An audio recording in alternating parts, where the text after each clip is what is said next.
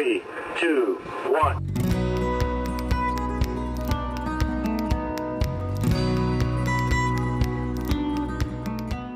In this video, I finally get to take my 36 GMC with the aluminum 5.3 liter out for its first drive. The truck moved, you know, if we want to talk about positives, but we got some issues to deal with.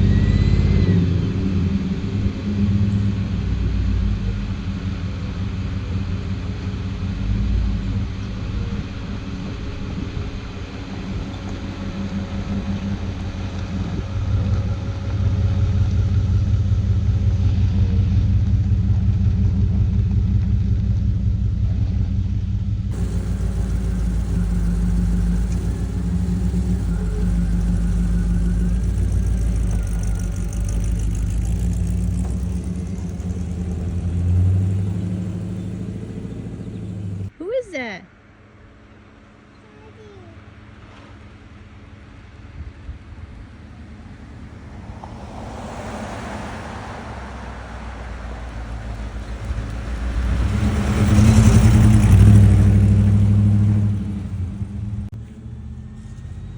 Can you wave at Daddy? Beep, beep, beep, beep, beep, beep.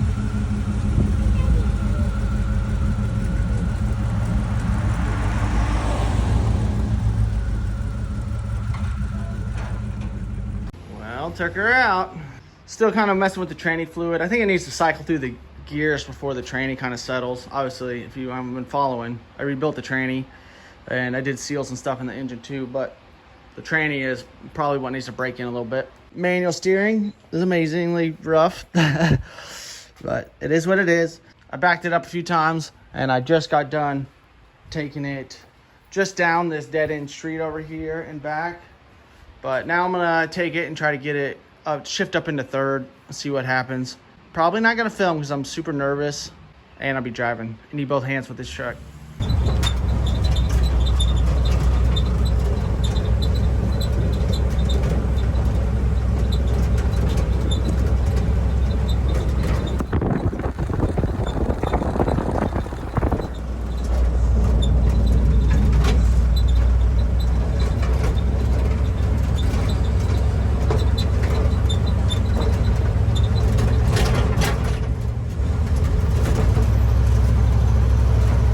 I was happy. The truck ran. I drove it down the street a few times.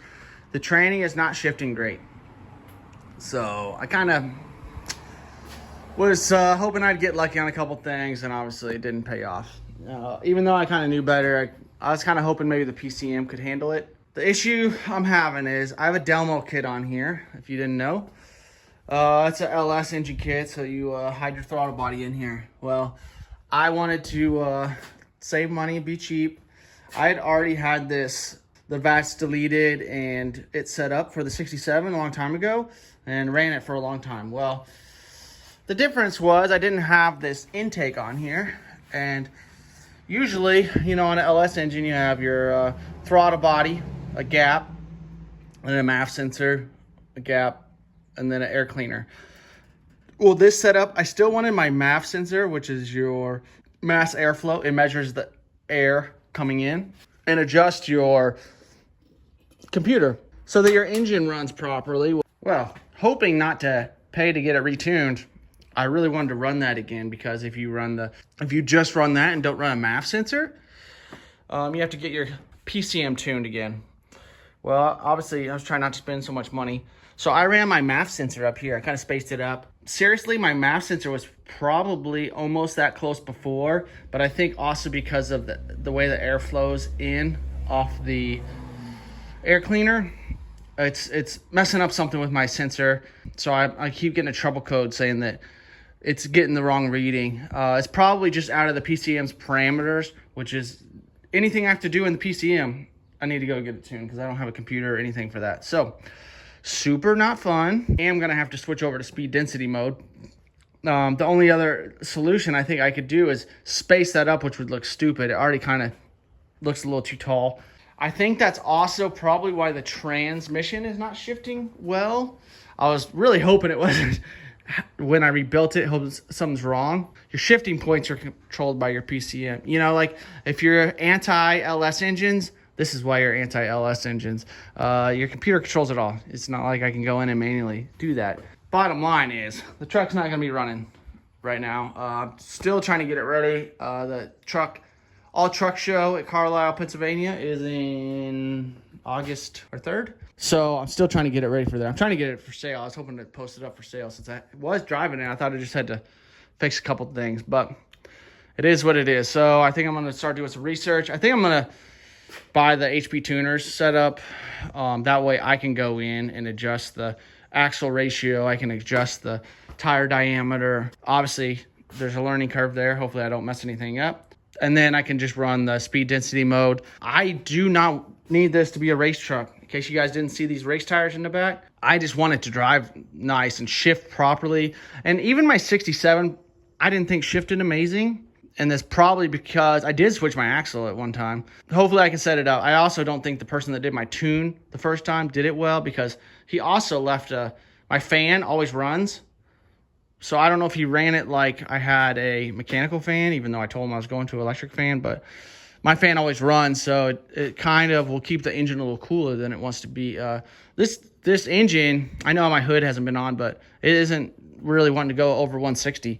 That's a headache. I am going to leave this all hooked up because I can drive it in and out of the garage. I'm going to finish up buttoning up all the last couple things, and then really hopefully I don't have to ever pull that tranny out or any of this stuff off again, because if not, I got to disassemble the whole front, take out all the whole floor out, all that. So at least I can move it in and out, because if it takes a while before I get this tune ready and the computer stuff is an issue, I can at least start working on the 67 in the meantime.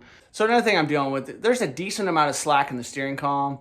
I have an extra 36 steering column, so what I'm going to do is I'm going to set it up here on the bench, hook it up with a steering wheel, see how much slack is in that, and do my adjustments on that, so that I know exactly what to do on here. I'm really hoping not to have to pull this steering box off. If you can't see, it's tucked in next to those headers. It's horrible. I do want to mess with my steering a little bit, try to get it a little smoother. I know it's manual steering, so like I told my neighbor that came over, I've never drove manual steering. All my trucks have always had power steering, so it's a little hard when you're stopped, especially getting out of my driveway. I have a big old ditch that you kind of bump into, and it jerks you around, and you got these little tires, but I am learning. Just keep it moving and kind of a big arch on your way out, and it's not too bad. If I get this HP tuners, I don't know, it might talk me into being able to tune the other LS engine I have and just throw it in the four-wheel drive.